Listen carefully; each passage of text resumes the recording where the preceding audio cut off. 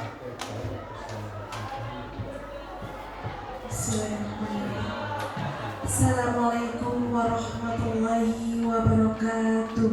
Waalaikumsalam warahmatullahi wabarakatuh. Selamat siang dan salam sejahtera untuk kita semua. Yang terhormat Bapak Kepala SMP Negeri 2 Suradadi, Bapak Joko Eko Pratomo SPD MPD. Yang kami hormati Ibu Fasilitator Nasional Ibu Safitri Dewi MPSI. Yang kami hormati Bapak Ibu Dewan Guru SMP Negeri 2 Suradadi. Marilah kita panjatkan puji syukur kehadirat Allah Subhanahu wa Ta'ala, berkat rahmatnya sehingga pada siang hari ini kita dapat bermuajaah bertatap muka dalam kegiatan pengibasan kedua hasil implementasi 7 jurus BK Hebat. Salawat serta salam tak lupa kita aturkan kepada Nabi Muhammad SAW. Semoga senantiasa kita mendapatkan syafaatnya di hari yaumul kiamah nanti. Amin amin ya robbal alamin. Bapak Ibu hadirin yang terhormat, saya selaku pembawa acara akan membacakan susunan acara pada siang hari ini. Yang pertama, pembukaan. Yang kedua, penyampaian materi. Yang ketiga, sambutan dari fasilitator nasional. Dan yang keempat yaitu penutup.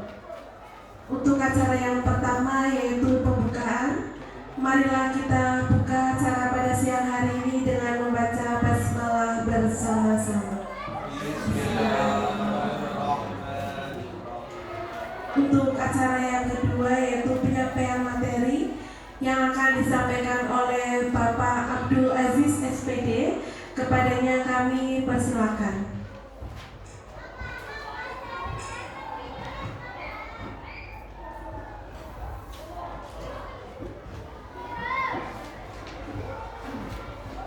Assalamualaikum warahmatullahi wabarakatuh. Waalaikumsalam warahmatullahi wabarakatuh. Yang terhormat Bapak Kepala SMP Negeri 2 Suradadi, Bapak Haji Joko Eko Pratomo SPD MPD. Yang terhormat Ibu Safitri Dewi MPSI Psikolog. Beliau merupakan guru kami, tutor kami, dosen kami juga. Beliau adalah Fasnas, fasilitator nasional dari BPGT Provinsi Jawa Tengah. Selamat datang Ibu, semoga tidak kepanasan. Bapak Ibu guru SMP Negeri 2 Suradadi yang kami banggakan. Pertama-tama kita selaku guru, alhamdulillah nih, selaku umat muslim juga kita mengucapkan syukur alhamdulillah sampai hari ini kita masih diberi umur panjang, nikmat sehat, nikmat iman, dan yang paling indah adalah nikmat kita bisa bersilaturahmi. Yang kedua, salawat dan salam kita sampaikan kepada junjungan Nabi Agung Muhammad SAW. Mudah-mudahan di yaumil kiamah nanti kita akan mendapatkan syafaatnya. Amin Allahumma amin. Ibu bapak yang kami hormati, pertama saya sampaikan ucapan banyak terima kasih kepada Bapak Ibu guru semuanya yang hari ini meluangkan waktu memenuhi undangan kami dalam rangka pengibasan 7 jurus BK Hebat yang sudah kami dapatkan ketika kami di Solo. Bapak Ibu yang kami hormati, pertemuan hari ini pertama saya perkenalkan dulu ya, walaupun sudah kenal biar lebih kenal. Nama saya Abdul Aziz, fasilitator daerah calon ya. Mudah-mudahan lulus ya. guru SMP Negeri 2 Suryadi menjadi guru BK Bu. Kurang lebih 4 tahun 8 bulan. 4 tahun 8 bulan ya. Sebelumnya kami mengabdi di SD Ibu. Kurang lebih 12 tahun saya mengabdi di SD. Sehingga ketika kami menerima SK, saya dipanen di SMP, alhamdulillah. Artinya dengan basic keilmuan saya BK, kami bisa menyalurkan ilmu ke-BK-nya. Ketika di SD memang kami tidak begitu besar perannya karena di SD itu nggak ada guru BK-nya seperti itu. Jadinya waktu itu saya menjadi guru kelas seperti itu. Dan alhamdulillah kami dapat SK ditempatkan di SMP Negeri 2 Suryadi, bisa berkumpul bersama teman-teman yang asik Bu. Di sini gurunya asik-asik Bu, luar biasa. Sehingga saya di sini kalau setelah saya kilo sih menambah jadi gemuk begitu. Walaupun kelihatannya kurus, tapi sebenarnya secara bobot meningkat seperti itu. Ini berkat kerjasama yang baik bersama teman-teman yang baik juga. Seperti itu ya. Ibu bapak yang kami hormati, untuk pertemuan hari ini kami mengambil judul Praktek Baik bersama Rekan Guru, hasil implementasi 7 jurus BK Hebat, kenali potensi dan kelola emosi. Ini yang sudah kami imbaskan kepada anak-anak ya Bapak Ibu. Oke, untuk menuju ke sana biar gak sepanang ya, mari kita berdiri, nanti kita nyanyi bareng-bareng biar lebih asik. Oke, nyanyinya apa? Oke, kita tunggu. Oke. Oh belum Pak? Belum. Monggo boleh berdiri kalau apa ya. Ya.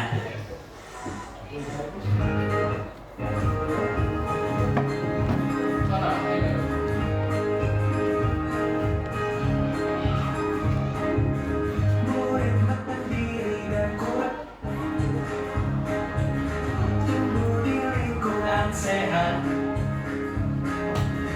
bersama guru yang hebat, menunjukkan dan bersahabat, mendidiknya dengan tulus, gunakan 7 jurus, kenali potensi, kelola emosi, tumbuhkan resiliensi, jaga konsistensi dan jalin koneksi, membangun kolaborasi, Nyanyi bareng-bareng. situasi. Orang apa?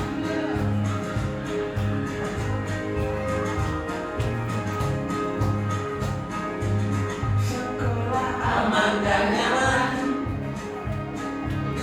dan juga menggembirakan,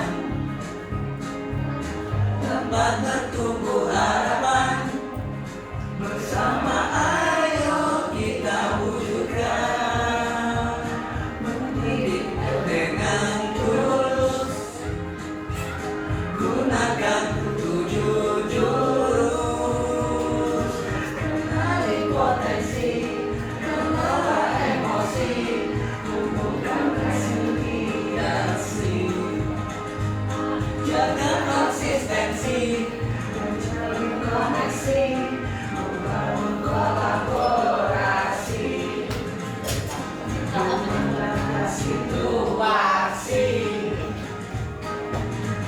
Enak lagi. BK hebat bersama murid melangkah tepat, 7 jurus BK hebat, 7 jurus akan ku ingat. Oke, tepuk tangan.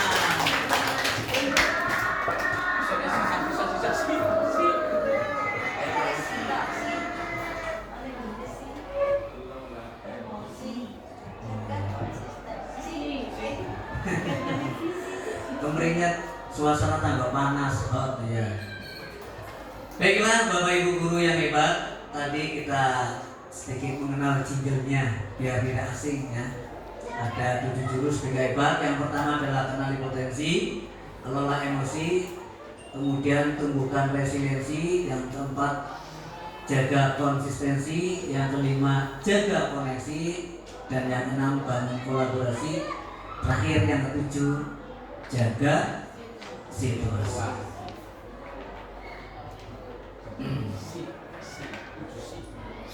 Iya. Oke, sebelum materi pantun dulu ya. Mau dibalas cakapan ya? Pantun dulu Besti, oke. Pergi ke ladang bermain layang-layang. Layangan putus dikerjai kawan. Tak kenal maka tak sayang. Yuk kenalan dulu kawan. Oke, untuk kenalan ini saya absen satu-satu Bapak Ibu. Iya. Boleh tepuk tangan kok, jangan ragu ya. Mumpung ada Basnas kami, saya perkenalkan satu persatu. Nanti yang saya panggil ngapunten berdiri, iya biar gak kaku ya. Bu, ya pertama Pak Joko, Pak Kepala Sekolah, ngapunten Ibu lagi di Semarang belum pulang, ya. Jadi tidak bisa menemani kita. Kemudian yang kedua, Bu Musrifah SPD, itu Bu ya. Beliau adalah guru IPA, makul IPA. Kemudian Bu Hulaya SAG, Bu Hulaya guru agama, sarjana agama. Ya. Beliau dari Rembang Ibu. Oh Blora. Blora, dekat sama jenengan ya? Jauh. Oh, jauh. Kemudian Bu Sri Ambarwati Ningsih SPD. Aceh. Dari Tegal. Kemudian Ibu Wasiat SPD, MPD makanya, SPD MPD itu Ibu IPA, Bu Guru IPA ya, ngajarnya IPA. Kemudian selanjutnya Bapak Herdian Wahyu Widodo SPD. Itu Banjarmasin. dari Malang. Malang campur Banjarmasin. Banjarmasin. Istrinya Banjarmasin Jauh. Kemudian Dwi Nurul Hidayati SPD. Itu rekan kami Bu BK. Comal ya, Pemalang. Kemudian Bapak Eko Februarfianto SPD.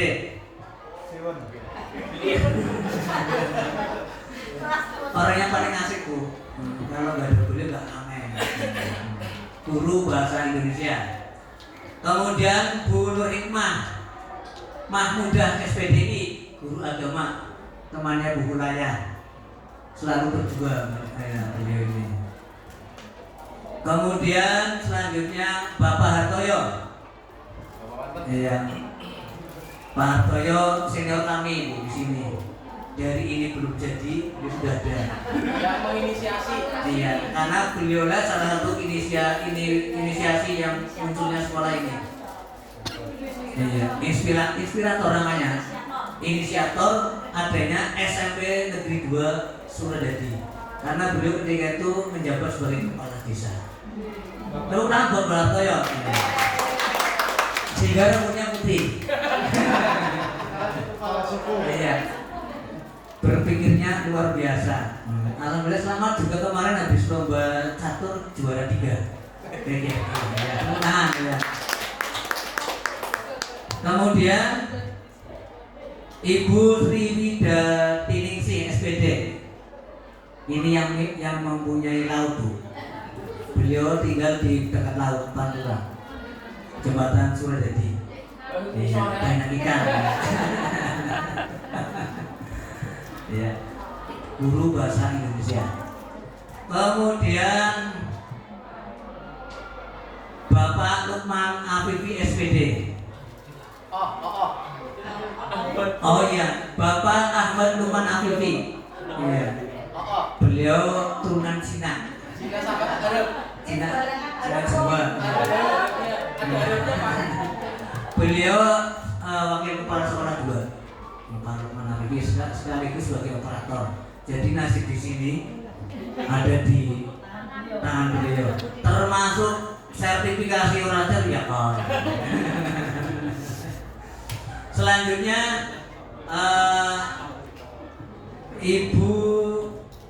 Bapak Denny Haryanto belum hadir. Lagi ke WC ya.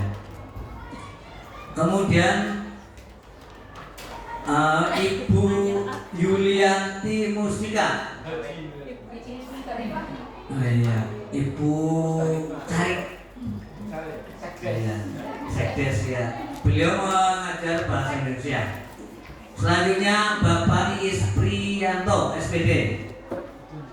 Iya. Guru bahasa Indonesia juga dari Walurejo. Bahasa Jawa, Pak. Sebelum Suradi. Dan merangkap sebagai bahasa Jawa. Selanjutnya Bapak Mirza Gulamuddin SPD MPD di belakang. Guru bahasa Inggris sekaligus menjadi apa? Fotografer, kameramen, dan kontainer.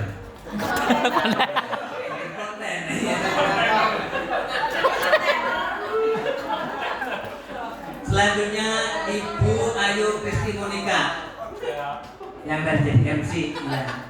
Guru IPA.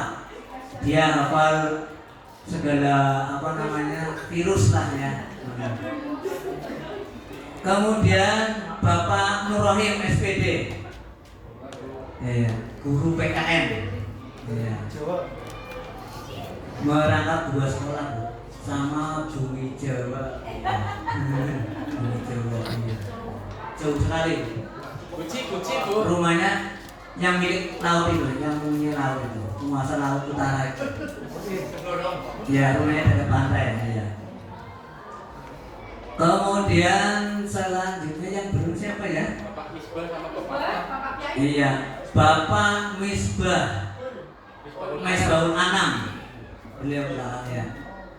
Beliau seorang ustadz lulusan pesantren Lirboyo. Iya. Selanjutnya mengajar matematika tahun ini. Walaupun ustadz tapi beliau ahli di bidang matematika. Iya. Sehingga wajahnya banyak senyumnya. Selanjutnya yang paling ganteng Bapak Mas. Iya Mas Muhammad Afkar Aafani SPD. Iya, beliau juga latar belakangnya pesantren. Losok. Iya. Beliau mengajar di bidang IPS, ilmu pengetahuan sosial. Demikian Bapak Ibu sudah kami kenalkan satu persatu, mudah-mudahan mengurangi grogi saya.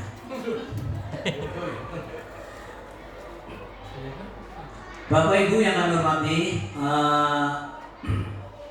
kita ke materi. Ada 2 jurus yang sudah kami imbaskan kepada murid-murid kami, yaitu kelas 9A dan kelas 9D kemarin. Kelas 9A kami memberikan materi ya,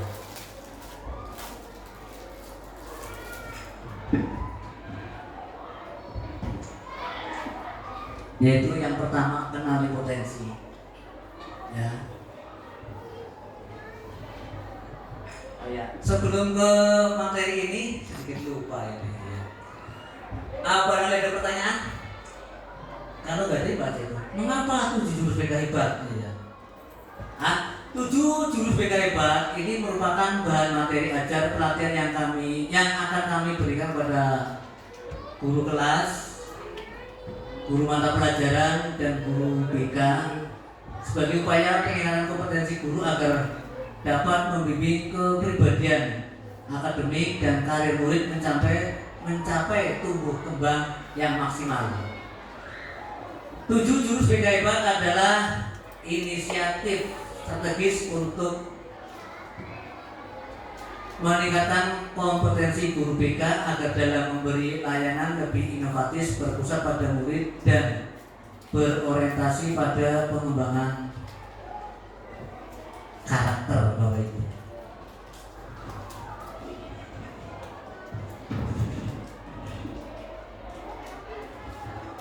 Jadi perlu Bapak Ibu ketahui, kalau di sana saya sudah di sana, saya lebih di sini ya.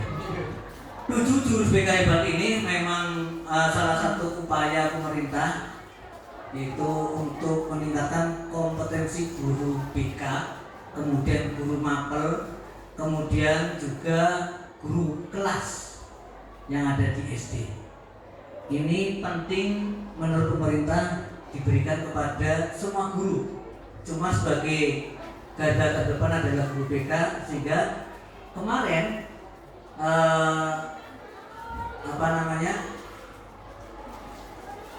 kami diberangkatkan mengikuti bimbingan ini selama 4 hari kurang lebih seperti itu.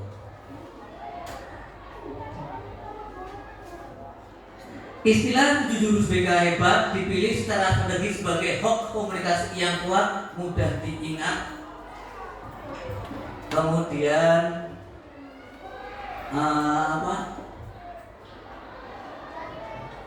mudah diingat ya, membumi dan sebagai ya bagi generasi muda ya. Maksudnya bagaimana, kenapa kok jurus pakainya tidak yang lain? Perlu kita ketahui bersama bahwa generasi Z kita itu kan sekarang lebih mudah mengingat ketika sesuatu yang agak unik dan aneh, sehingga pemerintah mengambil pakainya istilah jurus. Kemudian jurus ini diambil dari sebuah seni bela diri, yaitu pencaksilat, yang mana ternyata Bapak Presiden kita dulu pernah menjadi ketua Asosiasi Pencaksilat Indonesia.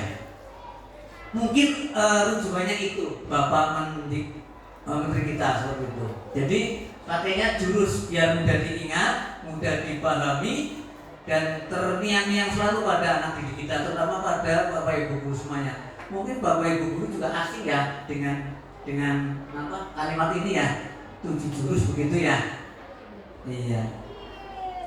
Sehingga menyatu dari istilah pencaksilat merupakan seni bela diri yang menekankan kelembutan, kelenturan, persaudaraan, perdamaian, kemudian pengendalian diri dan kasih sayang. Ini tujuannya Bapak Ibu, maksudnya ketika memberi layanan kepada murid-murid kita gak lepas dari yang ini, lemah lembut, ya, tidak kasar seperti itu terhadap murid-murid kita. Karena biar bagaimanapun murid adalah aset kita, murid adalah rezeki kita.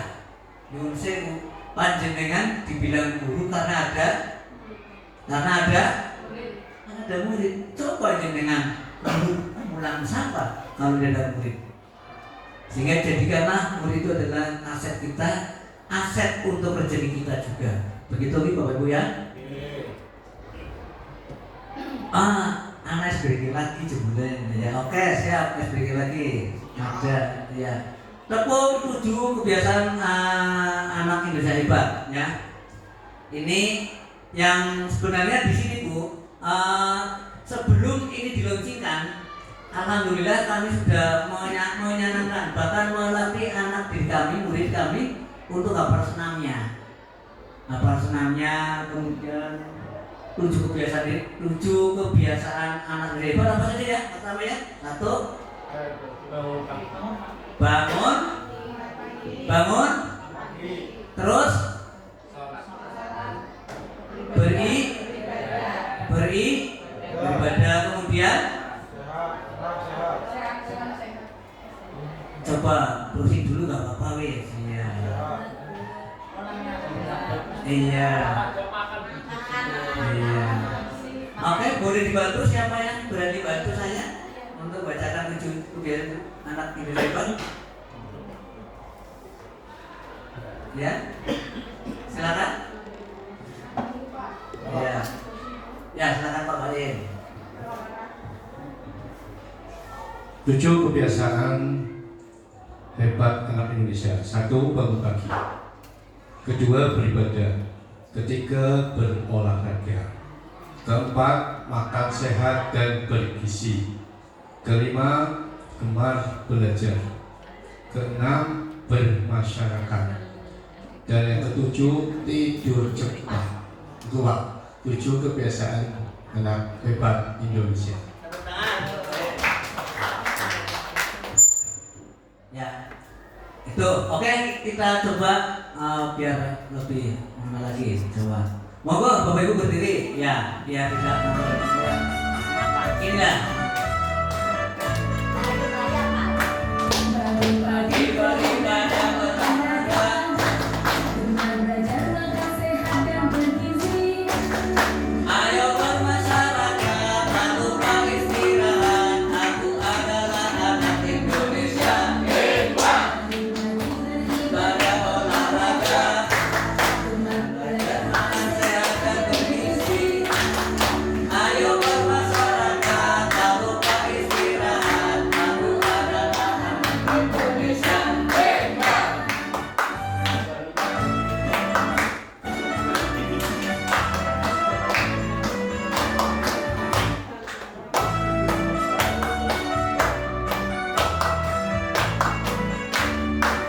Bangun pagi beribadah olahraga dengan belajar makan sehat dan bergizi.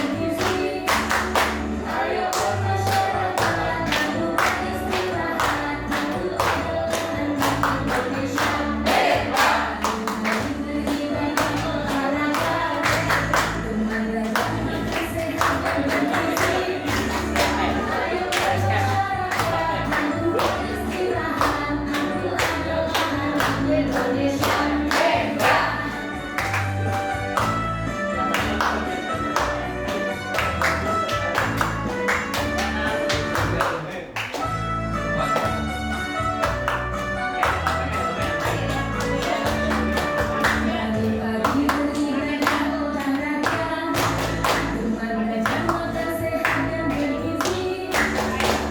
sehat dan bergizi. Ayo bermasyarakat, tak lupa istirahat. Aku adalah anak Indonesia. Hebat. Pagi-pagi beribadah olahraga dengan belajar makan sehat dan bergizi. Ayo bermasyarakat, tak lupa istirahat. Aku adalah anak Indonesia. Hebat. Beribadah olahraga dengan belajar makan sehat dan bergizi. Ayo bermasyarakat, tak lupa istirahat.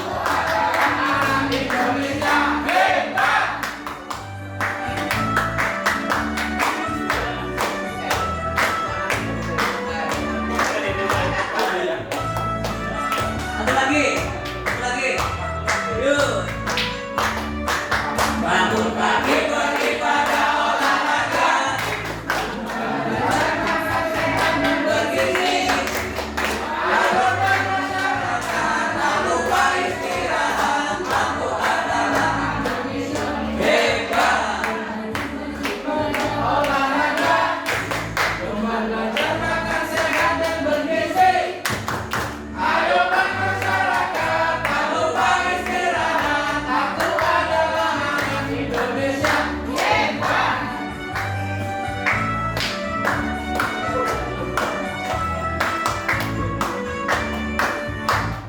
Oke.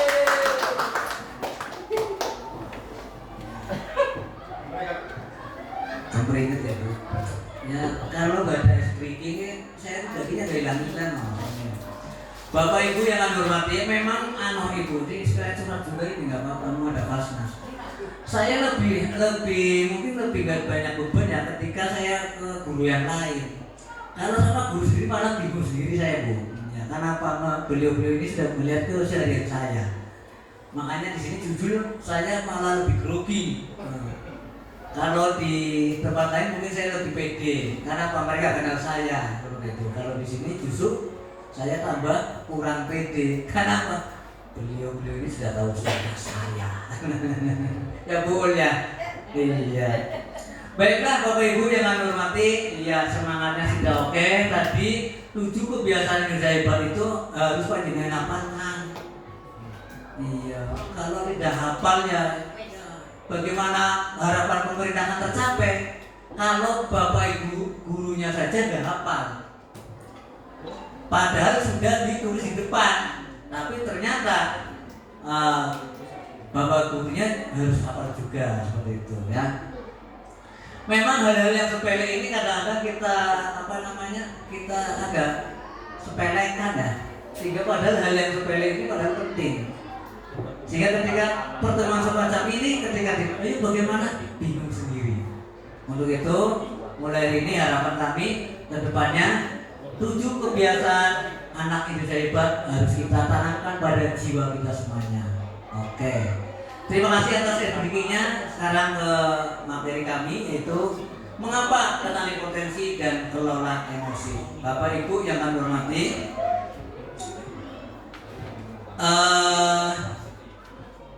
materi ini kami lakukan yang kenali potensi, kami bahaskan kepada kelas 9A. Kenapa saya pilih kelas 9A? Karena di 9A itu ada salah satu siswa murid kita yang memang temperamennya sangat luar biasa ya Pak Arfi ya, sebagai wali kelasnya beliau itu. Sehingga kami coba terangkan materi ini kepada kelas 9A.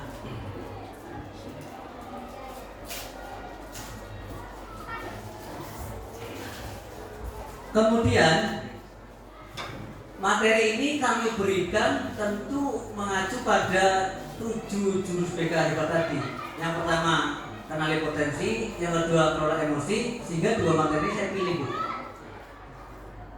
Kenali potensi saya terangkan di kelas 9A karena 9A tadi saya sampaikan ada salah satu siswa yang memiliki temperamen beda dengan siswa yang lain. Mungkin yang mengajar di kelas 9A merasakan deh. Apalagi SMP 2 ini merupakan satuan pendidikan yang lumayan besar. Kalau dibandingkan dengan SMP 1 jelas beda. Kalau SMP 1 rombelnya kelas 7 saja sampai 9 rombel. Tapi kalau di SMP 2 hanya 6 rombel. Sehingga jumlah dari kelas 7 6 rombel, kelas 8 6 rombel, kelas 9 6 rombel, kurang lebih muridnya ada 507 bulan dari berarti 66 24 rombel ya kalau ya 24 rombel ya. 18. Oh 18 6 tambah 6 12 tambah 6 18 jadi 18 rombel. Ternyata di kita murid-murid kita itu memang diakui atau tidak, disadari atau tidak, karakternya berbeda-beda, kemampuannya berbeda-beda, variatif. Baik dilihat dari latar belakang keluarganya, kemudian lingkungan, budaya, karakternya anak-anak berbeda-beda. Apalagi ngapunten Ibu di sini rata-rata dari latar keluarga yang kategori ekonomi menengah ke bawah. Sehingga kami di sini semua guru rata-rata ya harus betul-betul dalam bekerja. Alhamdulillah maksimal semuanya Ibu. Peduli semuanya di sini. Sehingga dibuatlah yang namanya pembagian menjadi guru wali, kemudian guru piket dan sebagainya. Dari karakter yang berbeda-beda ini, alhamdulillah kami terapkan kenali potensi di kelas 9, diantaranya sebagai capaian pembelajaran kami yang merupakan guru BK, dan saya sampaikan kepada Bapak Ibu guru yang bukan guru BK, guru mapel. Tujuannya apa? Membantu murid mengeksploitasi potensi, kemudian minat dan bakat melalui teknik asesmen pendidikan. Konsep kunci yang akan kami pahami yang pertama adalah kecerdasan. Yang kami tanamkan adalah kecerdasan majemuk atau multiple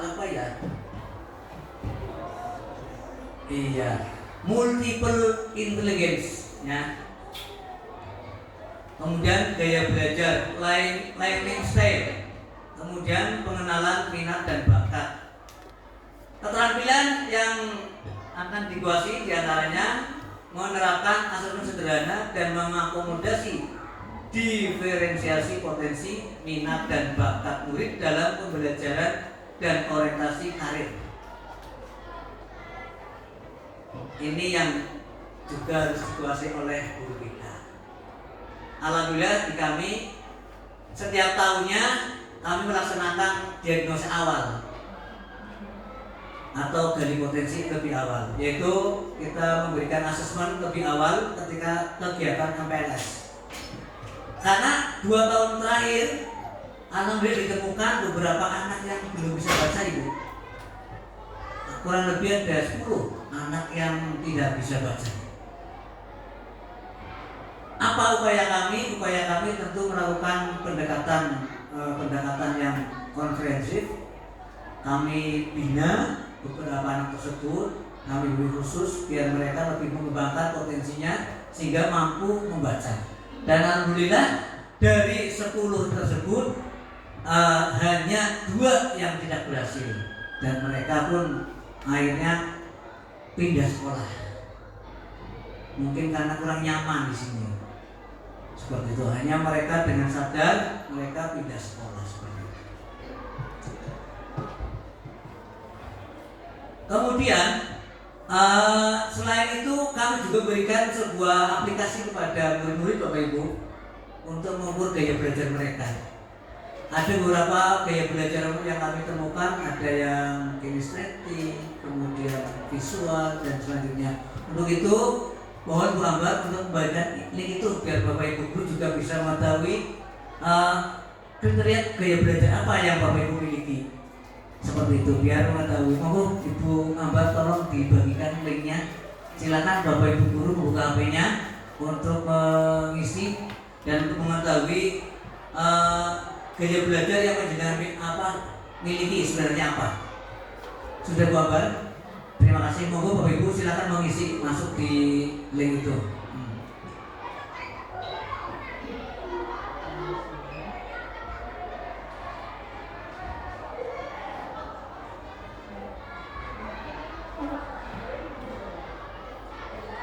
Sudah bisa dibuka, Bu, Bapak? Silakan, ya.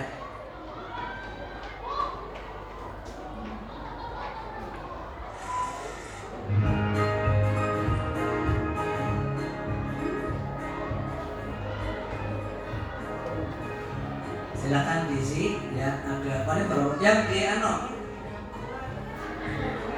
ya, yang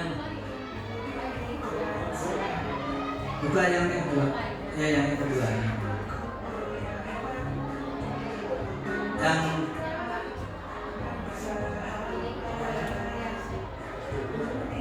kemampuannya, ada kemampuannya. Kecerdasan cemok, ya. Ya. Bisa banget.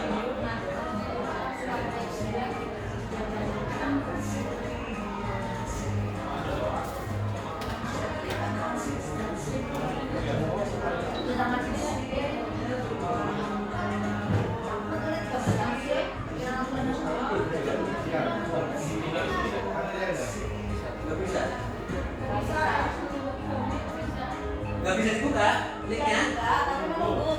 Oh, menunggu ya, tunggu dulu gak apa-apa ya.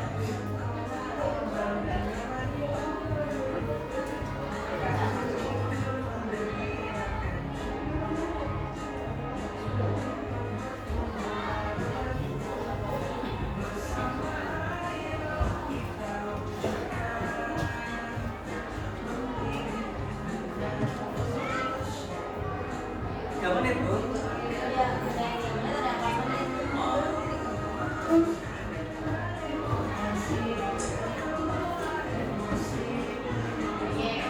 Tunggu ya. Iya.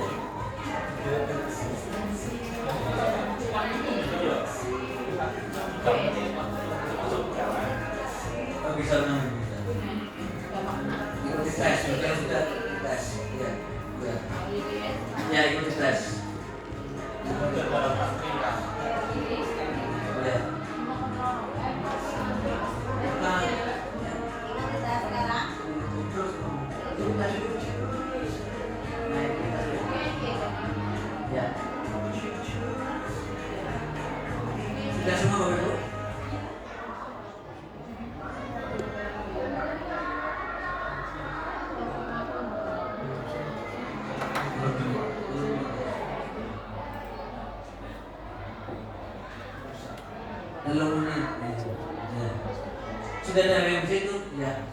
Ya silakan.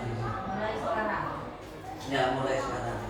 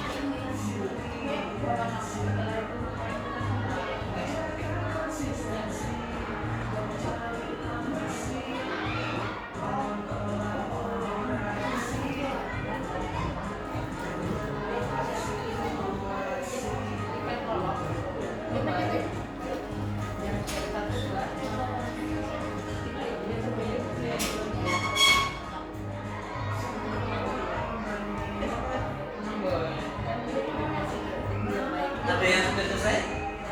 Tak ada soalnya. Tak ada soalnya, mulai. Ya. Mulai apa?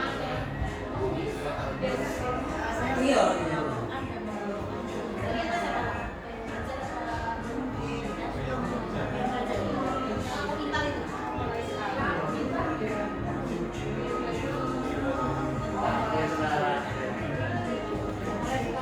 Mulai sekarang. Ya, mulai sekarang.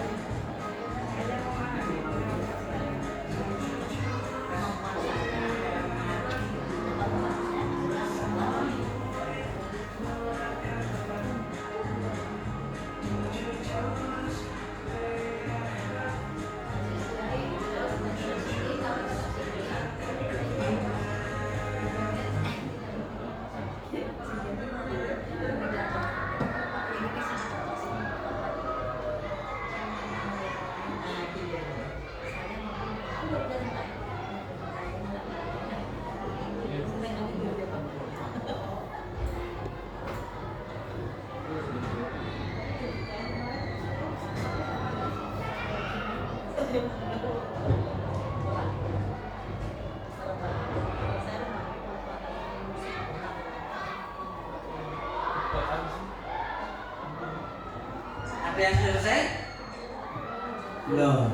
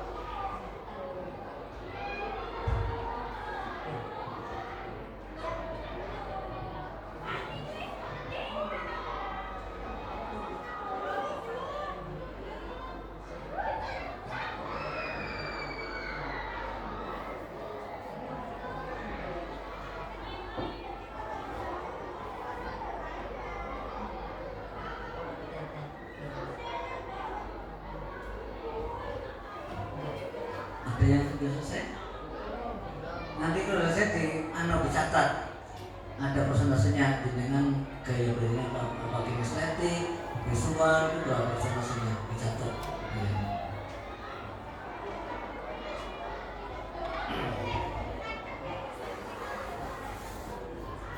Itu memang lumayan banyak soal pertanyaannya ya Bu ya. Waktu sama juga ketika kami di sana juga sama mengerjakan itu. Ternyata efeknya sangat baik sekali sehingga mengetahui bahwa ternyata saya mempunyai kemampuan ini, potensi ini seperti itu.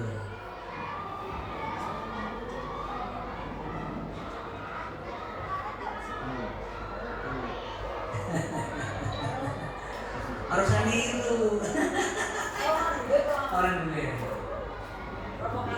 Iya.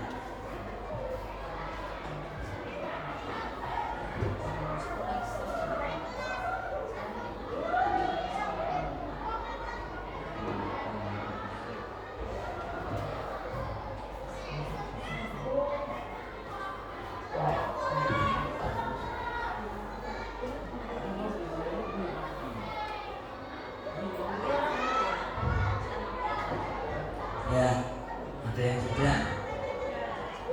Bayu sudah. Apa Bayu? Apa? Berapa persen? Yang iya berapa? Catat ya.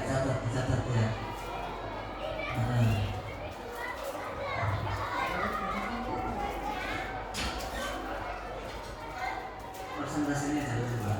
Oke.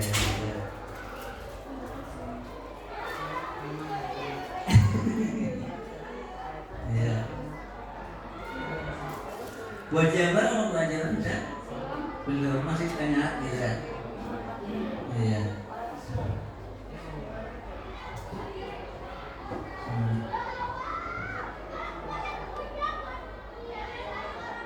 Kalau Bang belum Bang. Ya. Sudah ekstra untuk air sudah ya.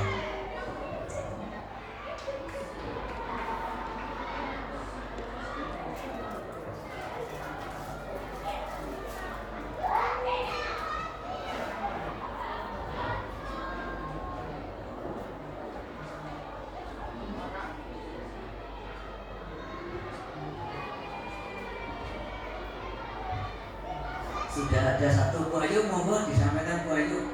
Boleh disampaikan Bu Ayu. Ya. Apa Bu Ayu maksudnya? Coba silakan Bu Ayu, nggak apa-apa. Sambil menunggu yang lain. Untuk hasil gaya belajar saya, ternyata gaya belajar saya itu untuk visual presentasinya itu 43% dan kinestetik 36%. Mungkin lebih besar visual karena mungkin memang gaya belajar saya itu dengan melihat.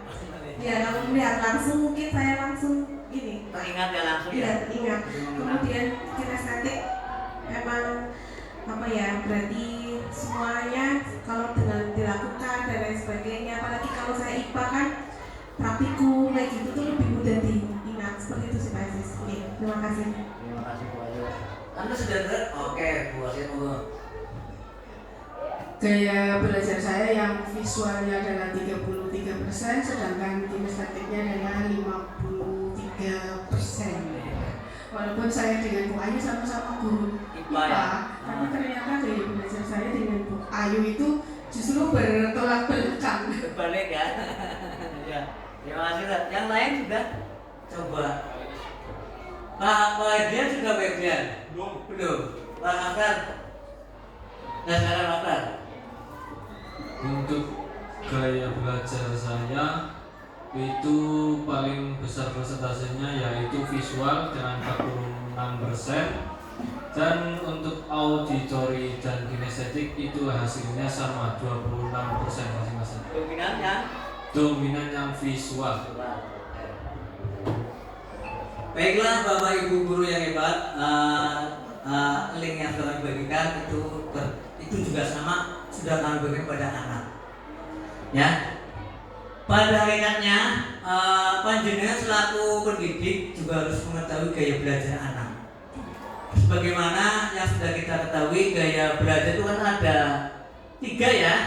Gaya belajar visual, kemudian auditory, kemudian kinestetik. Kalau visual tadi Bu Ayu ya, lebih mudah mengingat informasi dalam bentuk gambar, grafis, warna atau tulisan. Kemudian senang membaca ya Bu Ayu ya, senang membaca dan mencatat. Kemudian tertarik pada tampilan visual seperti diagram, mind map, video, kemudian ilustrasi atau slide presentasi ya. Lagi belajar yang efektif berarti gambar. Kalau menghadapi anak dengan gaya belajar visual berarti panjenengan harus membawa media belajar dalam menjelaskan materinya seperti itu. Kemudian kalau gaya belajar auditory learner ya, lebih cepat paham jika informasi disampaikan secara lisan seperti itu. Kemudian senang berdiskusi. Di sini Pak Lukman kayaknya ya Pak Lukman.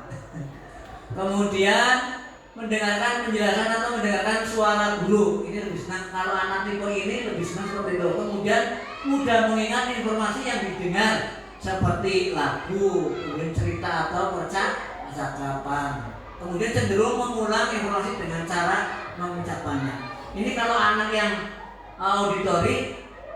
Kalau metode ceramah itu mungkin lebih tepat seperti itu. Kemudian diskusi itu lebih tepat seperti itu. Kemudian yang ketiga adalah gaya belajar kinestetik, yang mana ini menyentuh, bergerak. Ini tipe kinestetik berarti ya semacam olahraga. Ya Pak Lukman, kinestetik berapa? Dominan kinestetik. Coba berapa Pak Lukman? Silahkan baca Pak Lukman ya. 43 Pak Lukman. Ya. Coba berapa? Persentasenya 43. Dari belajar tadi yang sudah diisi itu cenderung ke kinestetik 43 nya. Iya.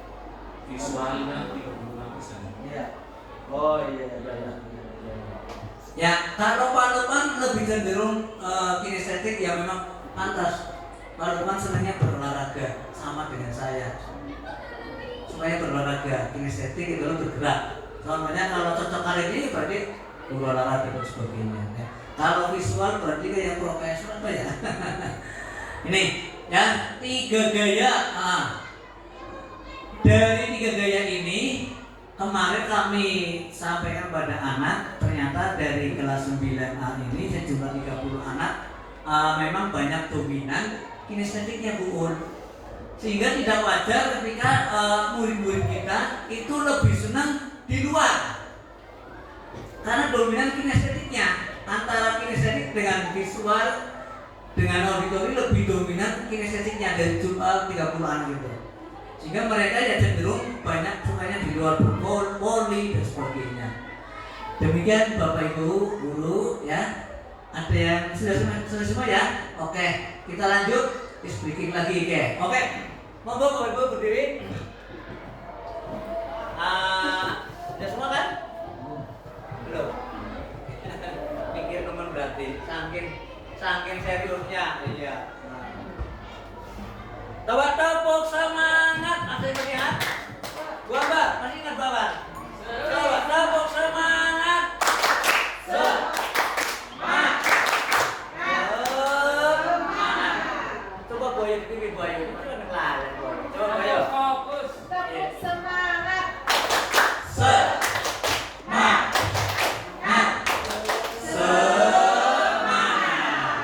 Ada lagi. Tepuk fokus. Melihat. Mendengar.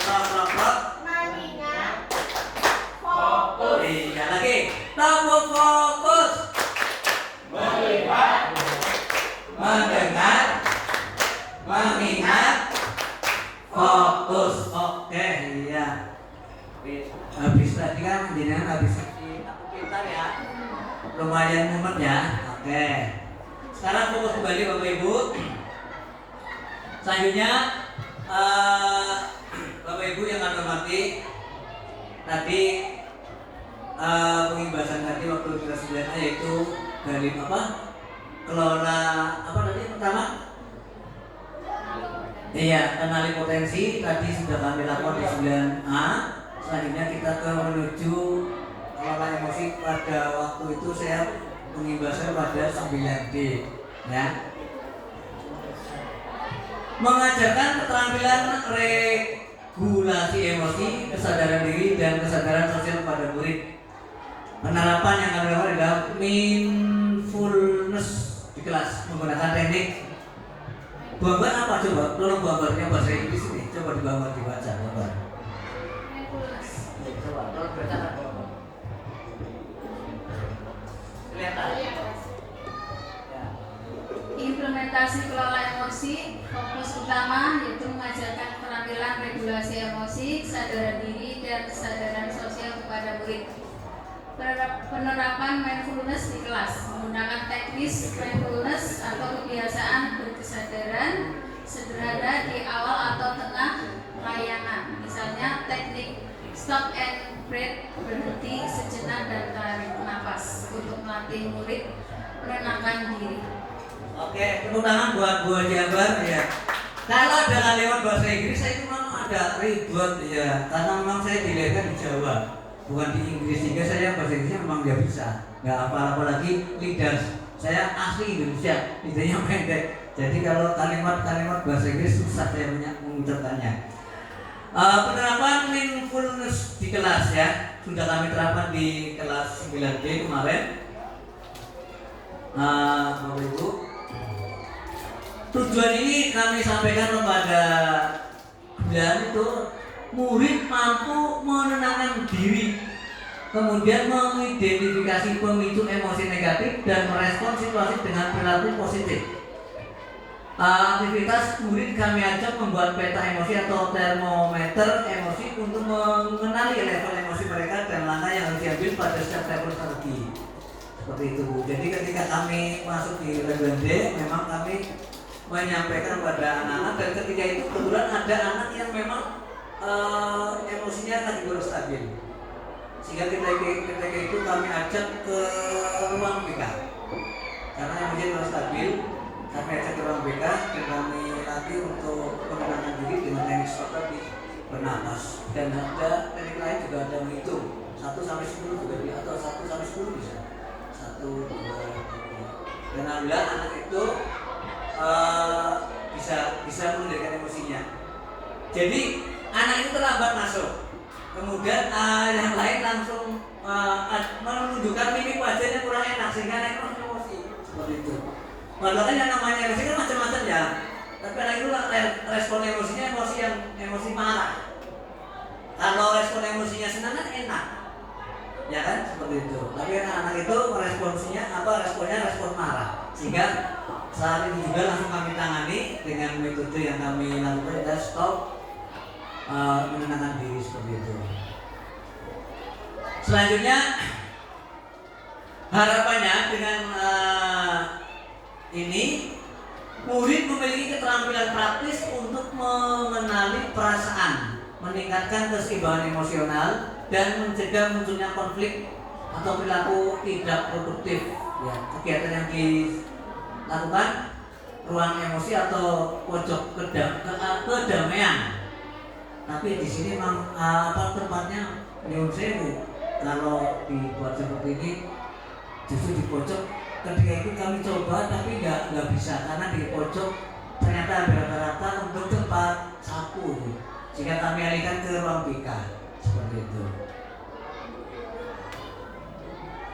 Pada hakikatnya Bapak Ibu, dalam pengendalian emosi siswa sama lah seperti kita juga manusia, kita sebagai guru, mohon maaf sekarang zamannya luar biasa. Murid berani kepada guru itu sudah bukan fenomena unik, tapi fenomena biasa. Ini yang terjadi. Inilah makanya pemerintah menurunkan sebuah 7 jurus ini di dalam rangka yaitu cara dan teknik menangani anak. Sekarang kita selaku guru serba salah. Menangani anak dengan disiplin, orang tua kadang tidak menerima. Kasus terbaru, kepala sekolah menampar anak di mana ya? Di mana kemarin? Serang.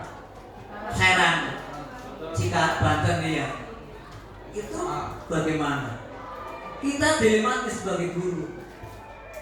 Menangani anak disiplin dengan suara keras. Kadang-kadang anak hanya sesaat tok karena paksaan sebentar. Ketika selesai ya sudah, mereka di belakang lain lagi. Untuk menciptakan kesadaran anak itu sangat susah sekali sekarang. Sehingga materi ini harus diberikan sebagai pertama meningkatkan kompetensi kita. Minimal diri kita dulu lah bisa mengendalikan emosi seperti itu. Untuk itu pemerintah menurunkan 7 jurus ini, harapannya seperti itu. Biar tidak ada kejadian-kejadian seperti kemarin yang viral. Tapi mohon maaf, kalau saya dulu ketika saya kuliah, ketika kuliah BK, saya memang menentang teori ini. Tapi ternyata memang karakter orang Indonesia kan harus di pressing, ditekan. Sementara ketika kita sebagai pendidik menekan anak hubungannya dengan perlindungan anak lah, inilah itulah, sehingga kita semuanya selaku guru mau gak mau harus bisa mengendalikan emosi. Harapan dari diri kita bisa mengendalikan emosi, begitu juga kita bisa mengendalikan emosi pada anak didik kita atau murid kita. Kesimpulannya Bapak Ibu, ya ini slide yang hampir selesai nih Bapak Ibu. Kesimpulan dari pertemuan hari ini Bapak Ibu, bahwa potensi yang kita miliki juga harus kita berimbas pada anak. Jangan sampai panjenengan selaku guru tidak bisa mengetahui potensi anak. Tapi saya yakin Bapak Ibu mampu mengetahui potensi anak yang sudah panjenengan gali setiap harinya ketemu dengan anak-anak.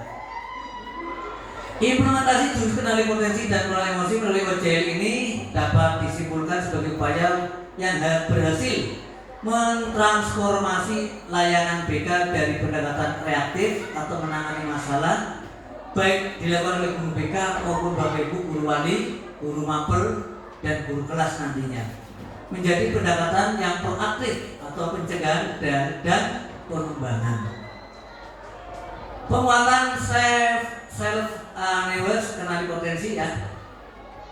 Kemudian siswa mampu, ya minimal siswa itu mengetahui minat bakatnya sendiri, seperti itu. Kemudian siswa akhirnya memiliki konsep diri yang jelas. Saya nanti mau jadi apa? Saya mempunyai kemampuan apa? Seperti itu. Kemudian emosi sebagai alat visual seperti meta emosi, harapannya siswa mengetahui emosi yang dilakukan oleh siswa. Oh, saya emosi, berarti apa yang saya lakukan, minimal itu Bapak Ibu. Kemudian Bapak Ibu, tentu dalam kegiatan yang kami lakukan ada dampak positif dan dampak negatifnya. Dampak positifnya yang pertama meningkatnya kemandirian siswa. Ini artinya ketika siswa sudah digali potensinya, disampaikan potensinya, harapan kita siswa lebih mandiri, seperti itu. Kemudian peningkatan iklim kelas yang positif. Kemudian kami selalu guru BK dan rekan guru yang lain dapat memberi layanan yang terukur, memiliki instrumen dasar seperti itu. Kemudian peningkatan kepercayaan diri terhadap siswa atau murid seperti itu. Kemudian keterampilan hidup, kompetensi dan regulasi emosi adalah keterampilan fundamental yang harus dikuasai oleh murid-murid kita. Demikian Bapak Ibu yang dapat kami sampaikan dari kegiatan hari ini. Implementasi 7 jurus BK Hebat, ada 2 jurus yang sudah kami imbaskan kepada murid-murid kami. Bapak Ibu yang kami hormati, suasana semakin panas dan mendung. Kami tutup dengan pantun terlebih dahulu Bapak Ibu ya. Sawah dicampur oleh petani untuk digarap menanam padi. Hari ini cukup sampai di sini. Saya pun pamit undur diri. Langsung lagi Bapak Ibu. Ibu Haji pergi mengaji. Pas pulang bawa bingkisan. Saya akhiri acara untuk hari ini. Terima kasih, semoga berkesan. Wassalamualaikum warahmatullahi wabarakatuh.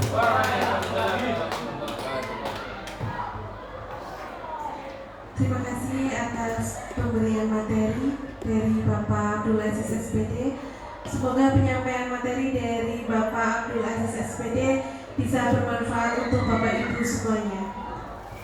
Untuk acara selanjutnya, yaitu sambutan dari Ibu Safitri Dewi MPSI sebagai fasilitator nasional. Kepada beliau kami persilakan.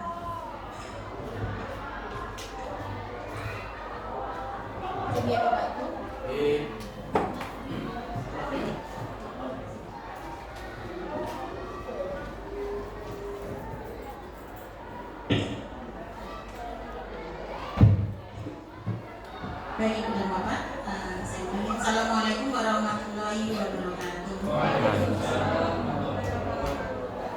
Masih semangat nih? Ya, baik. Alhamdulillahirobbilalamin wassalatu wassalamu ala asyrofil anbiya'i wal mursalin wa ala alihi wa sahbihi ajmain.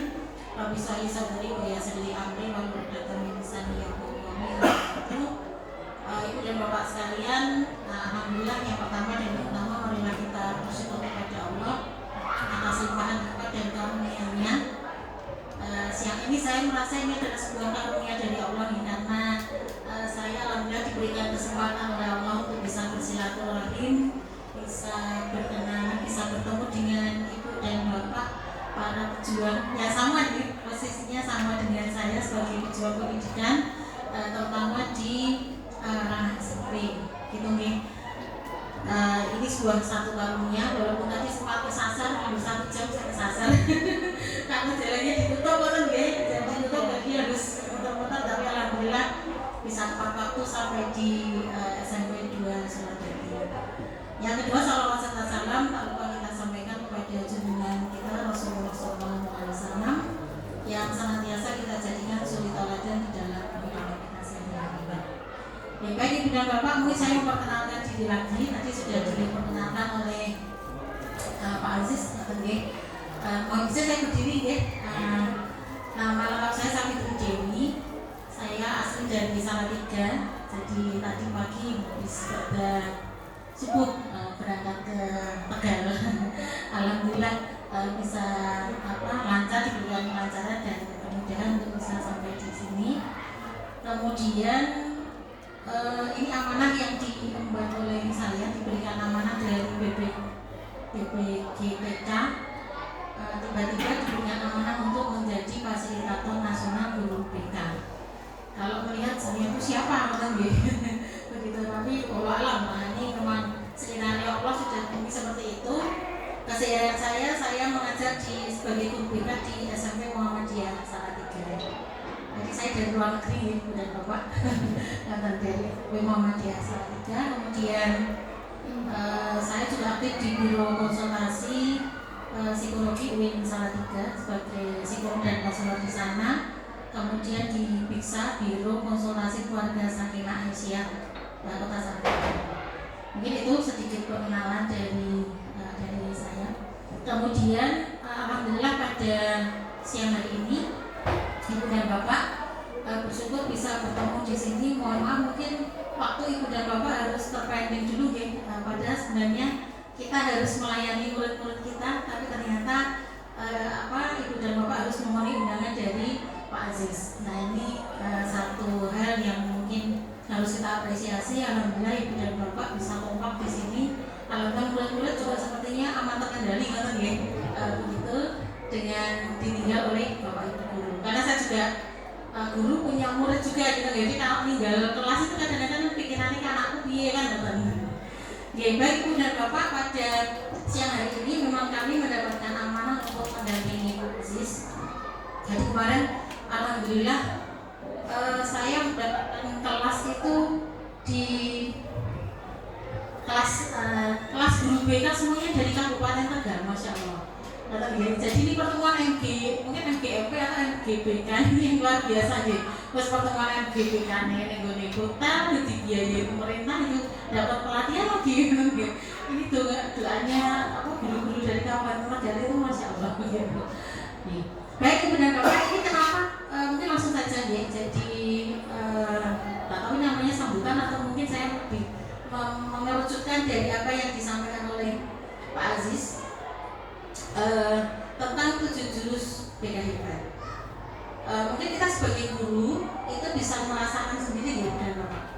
Di sini ada yang ngajarnya kurang dari 5 tahun. Ya mungkin masih baru ya. Nah rata-rata berarti kan sudah lebih dari 5 tahun. Ibu dan Bapak kita yang mengajarnya lebih dari 5 tahun mungkin bisa merasakan. Anak-anak di era sebelum pandemi dan sesudah pandemi itu kan masya Allah luar biasa ya. Jadi karakteristik mereka kan perbedaannya sangat-sangat luar biasa. Nah kemudian ini pemerintah sebenarnya kalau saya merasa secara pribadi merasa bahwa program dari pemerintah untuk memperkuat karakter murid-murid kita itu sudah dimulai sejak ketika adanya pendidikan guru penggerak. Di sini ada yang guru penggerak, Ibu dan Bapak? Belum, oke, baik. Di guru penggerak kebetulan saya kemarin mendaftar untuk mengikuti pendidikan guru penggerak itu sampai 3 kali. Sampai 3 kali kata teman saya mau Bu perawan gawe ya juga guru swasta kira kok apa-apa begitu kan ya. Tapi cuma saya ingin mengambil ilmunya. Masya Allah ternyata di guru penggerak itu memang sudah guru itu disiapkan sebenarnya gitu ya. Jadi guru mata pelajaran itu disiapkan bagaimana kita sebagai seorang pendidik itu bisa nanti mendampingi dan membimbing murid-murid kita itu secara optimal. Nah ternyata begitu ganti menterinya ternyata namanya beda gitu, tapi sebenarnya mungkin programnya sama. Nah ini lebih dikerucutkan dengan 7 jurus BK Hebat. Bukan kemudian bahwa ini untuk khusus untuk guru BK, sebenarnya bukan.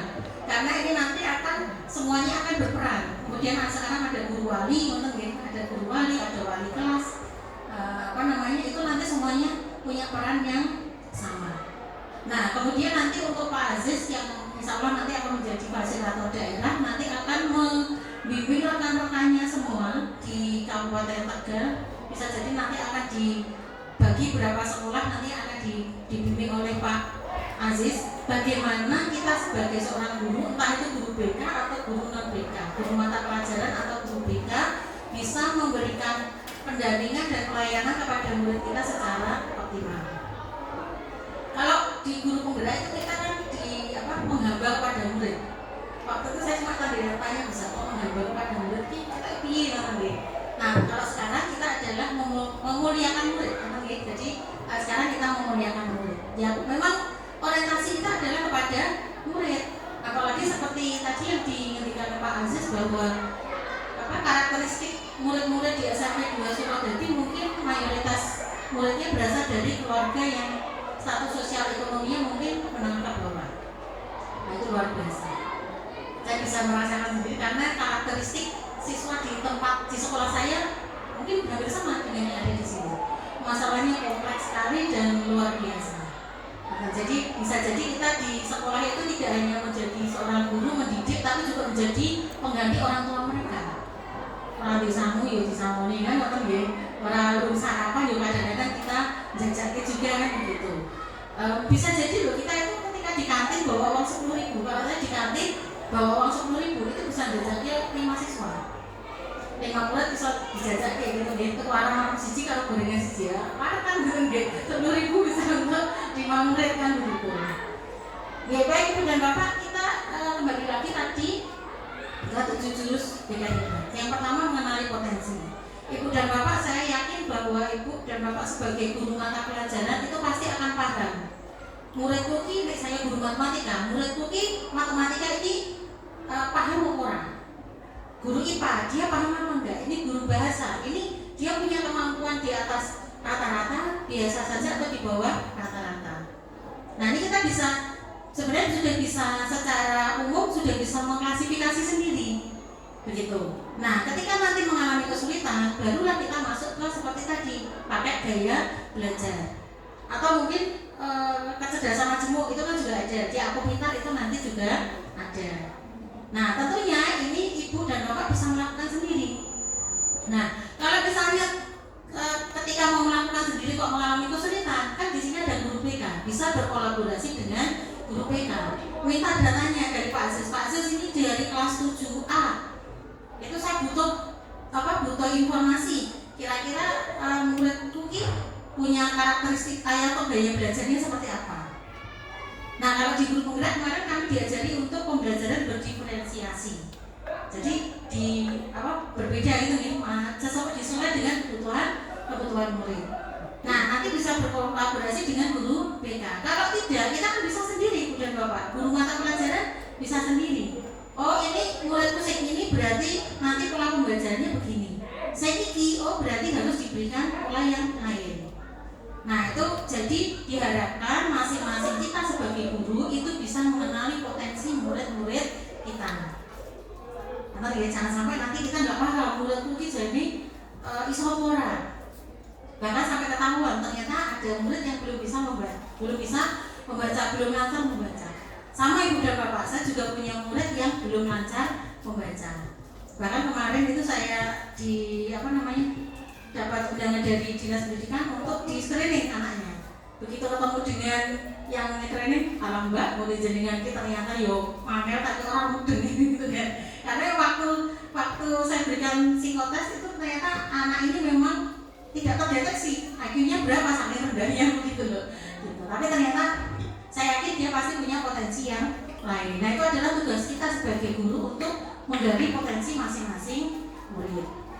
Kemudian yang kedua, mengelola emosi. Nah, ini Ibu dan Bapak, emosi anak-anak kita saat ini rentan sekali jadi emosinya itu mudah meledak. Jangankan kok murid, wong kita aja kadang-kadang juga begitu nggih. Baru pegang HP diusik sebentar malah marah-marah. Nah, ini ya. Jadi ini kesehatan mental kita juga harus kita perhatikan. Bagaimana kita ajarkan anak untuk bisa mengelola emosi. Kalau tadi Pak Aziz sempat ketika di kelasnya kemarin sudah dicoba dengan jurus yang kedua, itu bagaimana mereka diajarkan untuk tarik nafas kemudian mengeluarkan secara perlahan. Mohon maaf, mungkin di sini ada yang non muslim dan Bapak. Alhamdulillah misalnya muslim semua di alhamdulillah. Kalau kita di dalam ajaran agama kita itu kan Rasulullah sudah mengajarkan ketika kita marah dalam keadaan berdiri maka diminta untuk duduk. Nah, itu kan dia ketika duduk masih marah juga, masih emosinya masih meledak-ledak, diminta untuk berbaring. Nah, ketika berbaring juga ternyata kok nggak mempan juga, diminta untuk ambil air wudu. Nah, begitu ambil air wudu kok nggak bisa gitu kan dia, kita diminta untuk sholat 2 rakaat. Ini gimana kalau masuk kok malah mau sholat begitu. Tapi saya kira tahap pertama kedua itu sudah bisa lah. Begitu kita marah, emosinya meledak, kemudian diminta untuk duduk. Nah, kita duduk diminta untuk berdiri dan sebagainya begitu. Jadi pindah posisi. Itu insya Allah bisa. Nah, kalau di psikologi itu namanya katarsis. Katarsis bisa. Murid-murid kita misalnya untuk melakukan emosi. Kalau saya biasanya di pelajaran beda kadang-kadang anak-anak saya minta untuk menyediakan satu kertas. Silakan kamu bercerita, kamu punya masalah apa? Boleh dengan tulisan tangan, boleh dengan gambar. Kalau ternyata gambar ya enggak bisa, kemudian nulis nggak bisa, itu saya pengennya mau cerita langsung. Ya karena memang ada 3 gaya belajar itu tadi ya, ada auditori, ada visual, ada kinestetik. Nah itu tergantung dari murid-murid kita. Saya yakin murid-murid di sini pasti akan dekat dengan bapak ibu gurunya yang ada di sini. Nah itu untuk pengelolaan emosi. Kemudian yang ketiga itu menumbuhkan resiliensi. Nah ini daya juang anak-anak sekarang itu luar biasa. Kon laku uga mending numpak Gojek. Nah kan nggih, kon laku uga mending numpak Gojek. Tapi kalau di sini saya kira mungkin masih banyak anak-anak yang berjalan jalan kaki untuk berangkat sekolah itu naik motor mana nggih. Nah ini yang menjadi PR kita juga bersama nggih untuk naik motor, karena memang kesadaran masyarakat masih cukup rendah juga, anak masih usia SMP diberi motor. Nah, motor listrik lagi. Gitu nggih. Itu jadi menumbuhkan resiliensi. Ini tugas kita sebagai seorang pendidik, mengarahkan bagaimana membimbing, bukan mengarahkan saja tapi membimbing anak-anak kita biar memiliki mental yang kuat, jadi nggak mudah stres. Naudzubillah min dzalik, sekarang banyak kita dengar kasus-kasus bunuh diri. Nah, semoga di sekolah ini kasus perundungan atau pembulian itu juga rendah. Semoga begitu, karena awalnya kadang-kadang dari pembulian. Yang masih marak di anak-anak kita itu adalah gojekan dengan temannya, itu dengan menyebut nama orang tuanya. Sama ya, Bu? Sama. Nah ini untuk untuk menghilangnya itu kok sulit sekali gitu. Itu sulit sekali. Dan ini menjadi PR juga untuk kita. Jadi jadi manfaatmu apa toh? Kamu menyebut nama temanmu kok dengan nama bapaknya. Kok tak temukan sama bapaknya? Biar kamu ketemu langsung sama bapaknya si A atau si B. Nah begitu. Nah ini menumbuhkan resiliensi, daya juangnya anak kita. Bagaimana agar dia bisa tumbuh, mereka bisa bisa memiliki semangat atau motivasi belajar yang tinggi. Apalagi sekarang dengan adanya HP itu kan kita juga agak repot Ibu dan Bapak.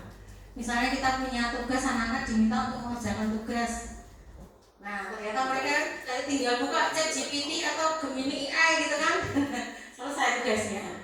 Nah ini yang harus kita harus kita waspadai. Begitu. Insya Allah hari Rabu malam saya akan membuka kelas itu. Kebetulan saya saat ini sedang mengikuti pelatihan Gemini Academy. Itu diajarkan bagaimana memanfaatkan AI itu untuk membuat RPP, kemudian membuat modul, kemudian membuat kuis dan sebagainya. Begitu. Nah nanti ya Rabu malam kalau ada yang mau ikut monggo, saya memfasilitasi dengan daring begitu. Jadi biar bisa diikuti begitu. Ini untuk menumbuhkan resiliensi, kemudian menjaga konsistensi. Nah, menjaga konsistensi ini yang kita agak berat. Tapi saya kira di sekolah ini pasti ada pembiasaan baik yang sudah dilakukan setiap hari. Kalau seperti tempat kami, karena saya di sekolah Islam, di sekolah agama, itu kita ada pembiasaan setiap jam 7 itu kita awali dengan sholat duha. Sholat duha, setelah sholat duha, kemudian kita lanjutkan dengan anak-anak berkumpul dalam beberapa halaqah untuk membaca Al-Quran, belajar membaca Al-Quran dan menghafal Al-Quran. Setelah itu baru pembelajaran di kelas. Jam 8:30 kita baru mulai pembelajaran di kelas dan kita pulang setelah sholat asar karena hari Sabtu kami libur begitu. Nah, cuma pembiasaan ini di sekolah bisa kita lakukan. Nah, di rumah kira-kira bisa dilakukan atau tidak? Nah, ini yang kadang-kadang nggak konsistennya di situ.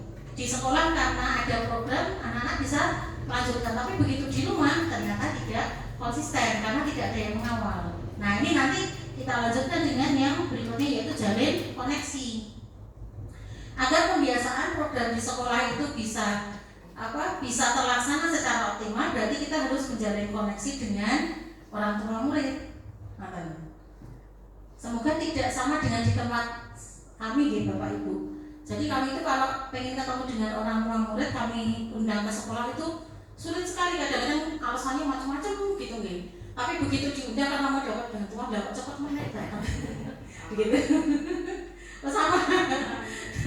Padahal kita kadang-kadang yang namanya guru BK itu kadang-kadang memanggil orang tua murid itu bukan karena muridnya bermasalah, itu kadang enggak. Tapi kami pengen anak ini punya potensi. Gitu kan, dia sudah dioptimalkan di sekolah kok tidak berkembang karena di rumah tidak dioptimalkan oleh orang tuanya. Makanya orang tua dipanggil ke sekolah tapi nggak datang begitu. Tapi begitu undangannya itu mau menerima bantuan, waduh cepet banget. Atau kalau enggak HP-nya disita. Itu kadang-kadang gitu. HP disita tuh bagian sekolahan, HP-nya segera diambil. Nah, ini adalah tantangan untuk kita nih dan Bapak untuk kita sebagai pendidik. Nah, termasuk tadi Pak Aziz mengingatkan kita harus berhati-hati dengan saat ini ya, karena orang tua itu kadang-kadang kita sudah melakukan pembinaan pendidikan untuk anak-anak, tapi ternyata dianggap yang lain, termasuk kepala sekolah kemarin yang sempat dicopot viral begitu. Nah, ini semoga menjadi pembelajaran untuk kita. Tapi yang pasti Ibu dan Bapak, kita masih ingat di kelas, masing-masing kelas kita pasti punya namanya kesepakatan kelas. Paham ya? Kalau kita sebagai wali kelas itu kan kita kelas kita membuat di awal tahun ajaran baru, begitu masuk pertama kali kita membuat kesepakatan kelas. Membuat kesepakatan kelas kalau di guru penggerak namanya keyakinan kelas. Kita juga diajari seperti itu. Kita buat kesepakatan kelas. Kesepakatan kelas kan berarti itu hasil musyawarah antara anak-anak dengan kita sebagai wali kelasnya. Nah, kesepakatan itu kan harus tertulis. Tertulis itu kalau perlu ditandatangani oleh wali kelas dan ketua kelas. Kalau perlu ditandatangani semua murid di kelas tersebut. Sudah menjadi kesepakatan. Nah, kalau misalnya nanti ada siswa atau murid yang melanggar kesepakatan itu, konsekuensinya apa? Atau masuk kesepakatan konsekuensinya apa? Nah, Ibu dan Bapak mungkin saat ini yang namanya kata hukuman itu diganti dengan konsekuensi. Karena kalau hukuman itu lebih negatif, lebih negatif, pesannya lebih negatif. Kalau bagi saya itu lebih amannya kita pakai konsekuensi. Nah kan harus ada konsekuensi. Kamu melakukan satu tindakan pasti ada konsekuensinya. Kalau kita hidup di dunia aja punya konsekuensi, ya. Konsekuensi kita hidup di setelah kita kontrak kita hidup di dunia itu selesai, kan konsekuensinya kita ada juga, mau masuk neraka atau masuk surga. Nah, kita mau dapat pahala atau mau dapat kita mau dapat dosa begitu. Nah, sama ketika kita menjalani kehidupan, murid-murid juga begitu. Maka di awal itu dibuat kesepakatan kelas. Nah, monggo nanti di kelas, wali kelas yang belum ada kesepakatan kelas secara tertulis, itu ditulis saja. Anak-anak diajak bermusyawarah sebentar, kira-kira kesepakatannya apa? Misalnya terlambat 5 menit, misalnya terlambat masuk kelas, apa konsekuensinya? Nanti biarkan mereka yang membuat konsekuensi, asal konsekuensinya itu bersifat edukatif, bukan konsekuensi yang kemudian tidak ada nilai edukatifnya. Nah, itu kan bisa dimusyawarahkan. Nah, itu Bapak Ibu, jadi termasuk menjalin koneksi ini juga nanti konsekuensi keyakinan kelas atau kesepakatan kelas bisa diinfokan kepada orang tua murid gitu. Jadi nanti kalau ada yang komplain gitu kan, nah ini bisa dikeluarkan. Nah, ini kesepakatannya seperti ini. Mungkin Ibu dan Bapak pernah diadu domba dengan muridnya. Sering. Nah, nanti murid itu di kelas dia membuat kesalahan atau melanggar aturan. Nah, di rumah maturnya beda. Gitu kan? Begitu orang tua datang ke sekolah tidak tabayun dulu, tidak klarifikasi dulu, langsung marah-marah kepada kita. Nah, padahal nanti yang benar adalah gurunya, bukan muridnya, kan begitu. Kemudian yang berikutnya adalah membangun kolaborasi. Membangun kolaborasi itu semua guru, saya kira di sekolah ini guru sudah saling berkolaborasi. Jadi ketika misalnya ada murid yang mengalami kendala, otomatis kan pasti akan dibicarakan ya antar guru. Ini ada murid yang mengalami kendala seperti ini, apa solusinya? Begitu. Saya kira nggak ada yang cuek lah di sini, orang mau kok diurusin gitu anakku. Jangan sampai kita seperti itu. Otomatis kita amanahnya sebagai seorang guru, seorang pendidik, itu kan kita harus punya kepekaan juga kepada murid-murid kita. Jangan sampai nanti justru kita pilih kasih dengan murid kita. Saya nggak tahu waktu, saya nggak tahu di sopo gitu ya. Saya rapi anak wong sugih, nah itu jangan sampai kita membedakan seperti itu. Nah, yang selanjutnya yang paling terakhir adalah menata situasi, itu menjadikan sekolah itu menjadi tempat yang aman, nyaman, dan menggembirakan. Mungkin Ibu dan Bapak sudah pernah mengalami ada murid itu yang lebih betah tinggal di sekolah daripada pulang. Ada. Ya, masih ada. Kenapa? Karena di rumah dia tidak mendapatkan kenyamanan. Nggak ada temannya, betul. Karena bisa jadi mungkin dia anak tunggal, atau mungkin di rumah ayah dan ibunya itu bertengkar terus gitu, dia merasa tidak nyaman, akhirnya dia lebih betah tinggal di sekolah daripada pulang ke rumah. Nah, ini jadi menjadikan SMP Negeri 2 Surodadi ini menjadi sekolah yang aman, nyaman, dan menggembirakan. Tidak hanya untuk muridnya saja, tapi juga kepada guru-gurunya. Tapi jangan sampai nanti gurunya lebih betah di sekolah daripada di rumah. Nah, itu kan bahaya. Jangan sampai nanti gurunya lebih betah di sekolah daripada di rumah. Mungkin bahwa 7 jurus BK Hebat ini nanti bisa diimplementasikan ke semua mata pelajaran, kemudian bisa diimplementasikan di lingkungan sekolah juga, gitu ya, di dalam kehidupan sehari-hari antara guru dengan murid, begitu.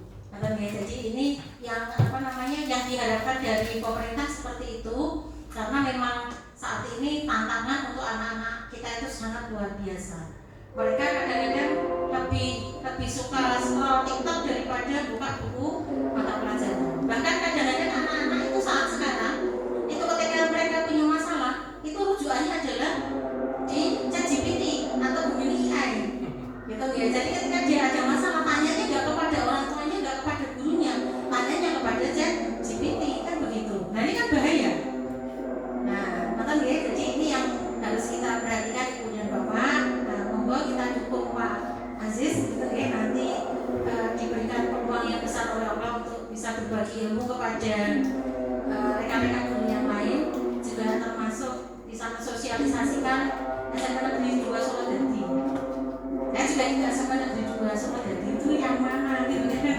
Alhamdulillah sekarang sudah tahu. Kemarin waktu mau berangkat ke Tegal itu sambil kita menghitung dari Selawi Solo Dadi, Selawi sampai Solo Dadi berapa kilo, sampai Bumi Jawa berapa kilo, Jatinegara berapa kilo, kan ya.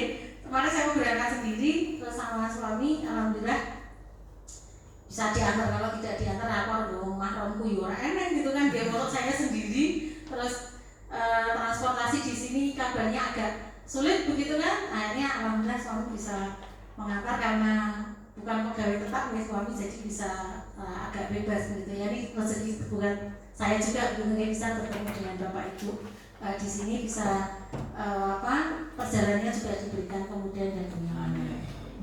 Mungkin itu Ibu dan Bapak ada yang mau ditanyakan mungkin.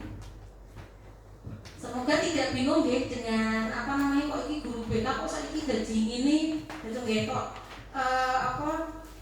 anu 7 jurus guru BK mau aku 7 guru BK, gitu nggih. Nah, ini hanya nama saja, tapi yang pasti ada 7 jurus atau 7 metode yang bisa kita gunakan dalam rangka untuk kita mendampingi dan melayani murid-murid kita. Gitu. Nah, semoga menjadi ladang pahala untuk kita semua Ibu dan Bapak ya, karena ketika kita mendampingi murid kita, satu kebahagiaan ketika tadinya anak ini punya sikap dan perilaku tidak baik kok sekarang menjadi baik. Nah, semoga itu menjadi amal jariah juga untuk Bapak Ibu gurunya, begitu. Mungkin itu saja Ibu dan Bapak, kurang lebihnya saya mohon maaf. Terima kasih kepada Ibu dan Bapak semuanya yang sudah meluangkan waktunya, mungkin mengorbankan anak-anak juga. Mereka harus diberikan tugas, begitu. Semoga pertemuan kita pada siang hari ini bermanfaat untuk kita semua dan bisa menambah motivasi kita bahwa apa yang kita lakukan itu insya Allah kembalinya akan kepada diri kita masing-masing. Kita berbuat baik, nanti kembalinya juga kepada diri kita masing-masing. Tetap semangat Ibu dan Bapak di dunia pendidikan. Ini tantangannya semakin berat. Yang pasti semoga Allah senantiasa memberikan kemudahan, kelancaran, yang pasti kesehatan untuk kita semua dalam mendampingi murid-murid kita. Semoga mereka calon-calon generasi emas di tahun 2045 itu bisa terwujud dan negara kita juga semakin baik. Kemudian anak-anak juga memiliki karakter yang kuat, mereka memiliki akhlakul karimah yang baik, gitu. Maka saja, kurang lebih yang mohon maaf. Bila taufik wal hidayah. Assalamualaikum warahmatullahi wabarakatuh. Waalaikumsalam warahmatullahi wabarakatuh. Terima kasih kepada Ibu Safitri Dewi MPSI. Semoga yang disampaikan kita mendapatkan ilmu dari Ibu Safitri yang bisa diterapkan untuk anak-anak kita semua. Untuk acara yang terakhir yaitu penutup, marilah kita tutup acara pada siang hari ini dengan membaca hamdalah bersama-sama. Alhamdulillahirrahmanirrahim. Bapak Ibu, saya selaku pembawa acara mohon maaf yang sebesar-besarnya apabila ada tutur kata yang kurang berkenan. Untuk penutup pada siang hari ini ada satu pantun biar tidak kalah dengan Pak Aziz. Mentari tenggelam di ujung senja. Tanda waktunya kita berpisah. Terima kasih Bapak Ibu semua. Sampai jumpa di lain kisah. Wabillahi taufiq wal hidayah. Wassalamualaikum warahmatullahi wabarakatuh. Pantun.